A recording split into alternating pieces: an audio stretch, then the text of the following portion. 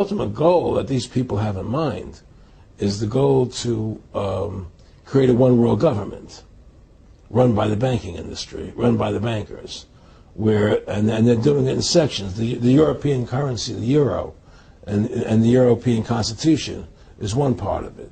Now they're trying to do it in America with the North American Union, right? And they want to create a new currency called the Amero, right?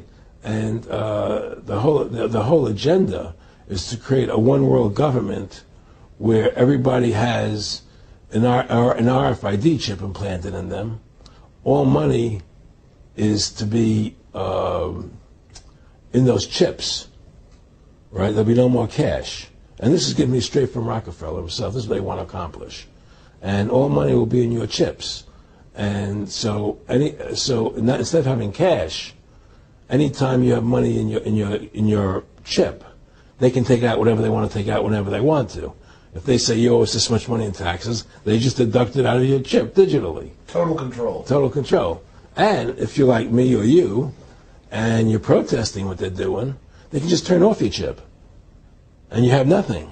You can't buy food.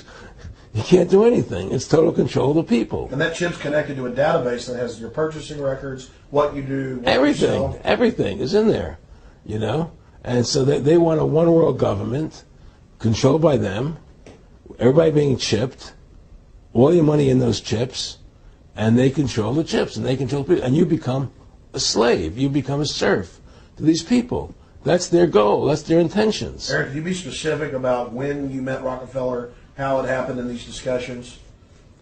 I met Rockefeller through a female attorney I knew who called me up one day and said, one of the Rockefellers would like to meet you. I had made a video called Mad as Hell, and he'd seen the video and wanted to meet me and knew I was running for governor of Nevada.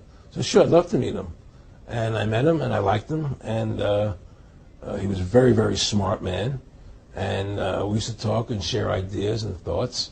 And he's the one who told me 11 months before 9/11 ever happened that there was going to be an event. Never told me what the event was going to be, but there was going to be an event. And out of that event, we were going to invade Afghanistan to run pipelines from the Caspian Sea. We were going to invade Iraq, you know, to take over the oil fields, establish a base in the Middle East, and make it all part of the New World Order. And we'd go after Chavez in Venezuela. And sure enough, later 9/11 happened. And I remember he was telling me how you're going to see soldiers looking in caves for people in Afghanistan and Pakistan and all these places. And there's going to be this war on terror, which is no real enemy. And the whole thing is a giant hoax, you know, but it's a way for the government to take over the American people. He told you it was going to be a hoax. Oh, yeah. Oh, yeah. There's no question. He says, there's going to be war on terror. And he's just laughing. There's no... Who are we fighting? I mean, why do you think 9/11 happened and then nothing's happened since then? Do you think that our security is so great here that these people who pulled off 9/11, who were able to, can't knock down another plane? Come on, it's ridiculous. 9/11 was done by people in our own government and our own banking system to perpetuate the fear of the American people into subordinating themselves to anything the government wants them to do. That's what it's about, and to create this war, this endless war on terror. And that's why and that was the first lie. And the next lie was going into Iraq, you know, to get Saddam Hussein out with his weapons of mass destruction. That was the next lie. Now, specifically, this was a little over 6 years ago. This was 11 months before 9/11. Yeah. And Nick Rockefeller, who's a lawyer, he's become your friend over the previous years, and he's saying to you that there's going to be this big event, and then out of that we're going to have a war on terror, and it's just going to go on and on. Right. An endless war on terror without any real enemy. That you can never, so you can never define a winner. And did he say that it's going to be perfect because you can't define an enemy? It just goes on and on? Yeah, because you can't define a winner. There's no one to beat, so it goes on and on forever. And they can do whatever they want. They scared the hell out of the American public. Look, this whole war on terror is a fraud. It's a farce. It's very difficult to say it out loud because people are intimidated against saying it. Because if you say it, they want to make you into a nutcase. let's But the truth has to come out. That's why I'm doing this interview. The fact of the matter happens to be that the whole war on terror is a fraud. It's a farce. Yeah, there's a war going on in Iraq because we invaded Iraq.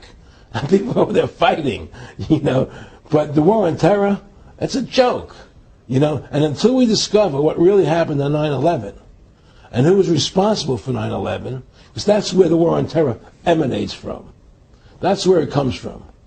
It was 9/11 that allowed this war on terror to begin. And until we get to the bottom root of 9/11, the truth of 9/11, we'll never know about the war on terror.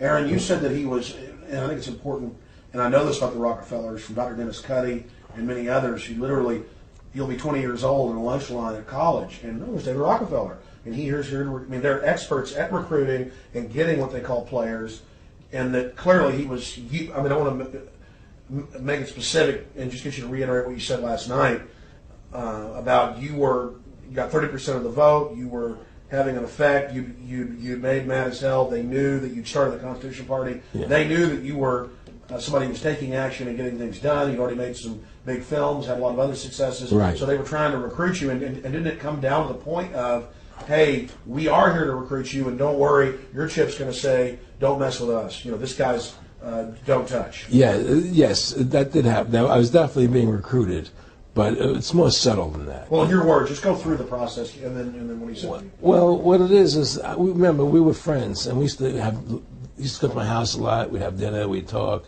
and he'd tell me about business investments, how you get involved in, or they would help me with this business investment or that business investment. And was I interested in joining the Council on Foreign Relations? I would have to get a letter to join them, but was I interested in that? And, just stuff, leading you on. And I used to say to him that I never really did that because that wasn't where I was coming from. As much as I like you, Nick, your ways and my ways, we're on the opposite side of the fence. I don't believe in enslaving people. And he would come back with, "Oh, I do." Or? Well, it would be more like it's better for them. Well, it's more like how do I put it? It was like, what do you care about them? What do you care about those people? What difference does it make to you? Take care of your own life. Do the best you can for you and your family.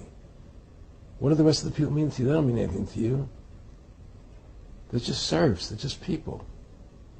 It was just a lack of caring, and that's just not who I was. It was just sort of like cold, it was just like cold, and I used to say to him, what's the point of all this? You have all the money in the world you need. You have all the power you need. What's the point? What's the end goal? And he said the end goal is to get everybody chipped, to control the whole society. To have the bankers, the elite people, the bankers and some governor controlling the world. And I said, all the people in the Council on Foreign Relations believe this way you do? He said, no. Most of them believe they're doing the right thing. A lot of them believe it's better off being socialistic. We have to convince people that socialism is really capitalism. Because America is becoming a socialist country. It's a communist country.